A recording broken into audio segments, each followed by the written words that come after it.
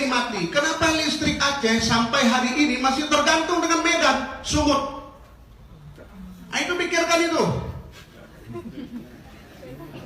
Pikirkan, bertindak dan ambil sikap. Ya. Kalau enggak kacau aja kita. Banyak urusan. Kemudian satu hal lagi saya ingin tekankan juga.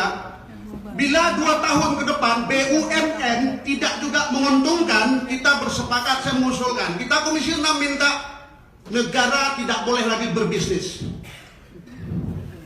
Tutup negara berbisnis. Bikin rugi aja. PLN saya minta hari ini itu bangun di sana, di barat selatan ada sekitar 3.000 megawatt sumber listrik dengan sungai.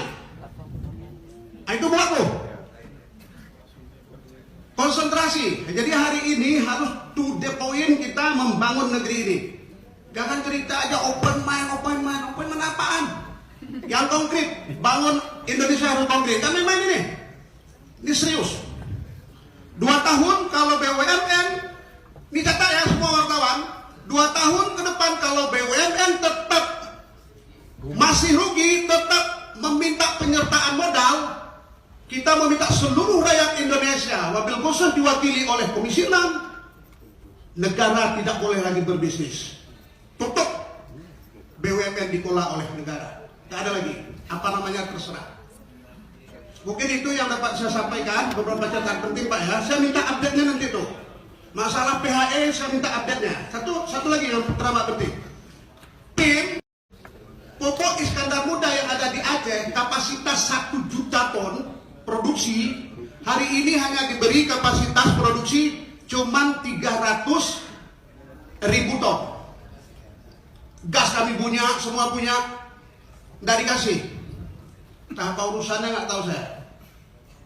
Hari ini subsidi pupuk, kebutuhan subsidi pupuk untuk Aceh itu 350.000 ton. Subsidi pupuk cuma dikasih 50.000 ton. Pabriknya tempat kami, gasnya tempat kami. Gimana nggak rakyat mau beredar aja, mau perang aja bawaannya. Ingat itu, ini catatan penting Pak. Saya serius.